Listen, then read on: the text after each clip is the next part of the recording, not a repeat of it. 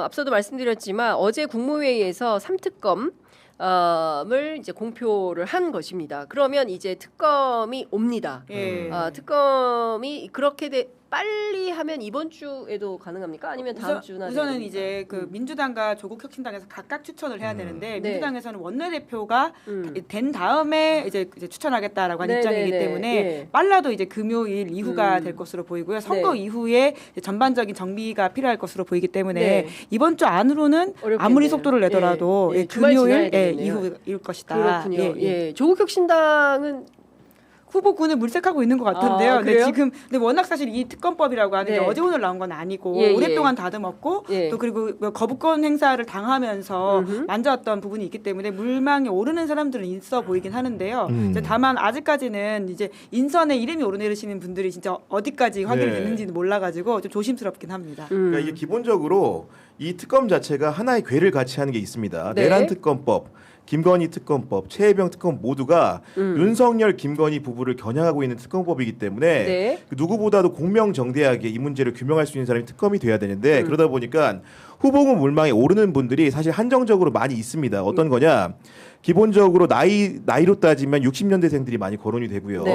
연수원 기수로는 20기 때 20에서 29까지의 기수들이 많이 거론이 되는데 이분들이 대체로 어떤 상황이냐면은 문재인 정부 때 검찰에서 검사장으로 고위직을 했던 분 중에 수사 능력이 출중한 분들이 일단은 물망이 많이 오르고 있습니다. 예를 들면은 이정수 전 서울중앙지검장 이런 분 같은 경우에도 그러니까 심지어는 뭐 이제 이분 로펌 이름이 옛날에 좀 논란이 됐는데 중앙엔 남부인가 그래요. 중앙지검장도 하고 남부지검장도 했다 그래가지고 그런 약간 재밌는 이제 그 로펌의 대표 변호사인데 이분 얘기도 나오고 검찰국장을 지낸 심재철 그 변호사도 있는데 이분 얘기도 나옵니다. 이런 분들을 필두로 해가지고 또 윤석열 정부 때 그 물을 먹었던 경험이 있는 그래서 검사장이 되지 못했던 수사 능력이 있는 분들로 거론되는데 그 중에 김양수 변호사라는 분이 있거든요. 수원고검 차장검사로 이제 옷을 벗었는데 이분 같은 경우에 수사를 오래 하신 분인데 지금 제가 알기로는 양당으로부터 누군지 모르겠지만 한쪽에 제안을 받고 본인이 수긍 의사를 밝힌 것으로 알고 있습니다. 그렇기 때문에 이런 분들이 속속 이제 그런 그 자기 의사를 밝히는 가운데 아마도 이제 특검 인선 같은 경우 속도를 낼 것 같고 다만 이렇게 뭐 다음 주에 바로 개문 발표하는 어려운 것이 특검만 뽑는다고 끝나는 게 아니고 그를 보조할 특검보라든가 파견 검사 인력도 받아야 되기 때문에 실질적으로 아마도 그 특검의 개시는 아마도 다음 달 초가 되지 않을까라는 생각을 좀 가볍게 해봅니다. 그러니까 지금 그 어제 경향신문이 단독을 했더라고요. 경향신문 법조가 요새 엄청 일을 잘하는 것 같아요. 근데 단독 지금 말씀 주신 이제 거기에다가 한동수 변호사도 상당히 이제 세게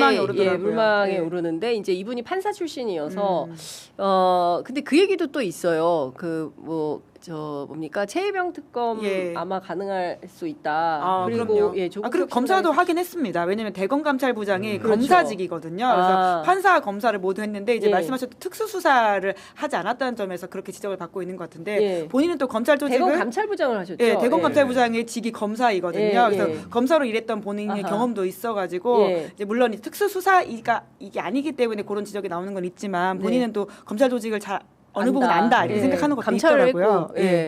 윤석열 감찰했던 분 아닙니까? 그렇죠. 그런 점에서 유명하시죠. 사실은 판사 출신이 과거에 특검을 뭐 안 한지는 않았습니다. 예를 들면은 이광범 변호사 같은 경우에도 그 이명박 전 대통령을 상대로 한 그 내곡동 특검을 해가지고 비교적 이렇게 잘 맞췄다 이런 평가를 받고 있는데 그렇기 때문에 이제 한동수 그 전 대검 감찰부장 같은 경우에도 특검의 주요 후보군 중에 하나로 거론되고 있는 게 사실인 것 같습니다. 그러니까 근데 어느 분이 될까, 어느 분이 유력할까, 그리고 이제 그 얘기도 하더라고요. 특검보다 특검보가 더 중요하다. 실제로 이제 실무 수사 지휘를 하고 하는 것은 특검보여서 특검 못지않게 특검보가 누가 되느냐 이것도 사실은 기자들한테 굉장히 주목해야 되는 포인트다. 이제 이런 얘기들이 나오는데 어쨌든 메머드급 센 특검이 오는 거 아니겠습니까? 전체 다 합치면 120명. 파견 검사만. 그렇습니다. 그리고 이제 근데 이렇게 120명이나 나오면 검찰은 뭘 할 수 있을까? 그래서 그런지 갑자기 뭐 마약 수사한다고 또 나오기도 하고 뭐 그래서 좀 그것도 나중에 저희가 이제 짚어봐야 될 것 같은데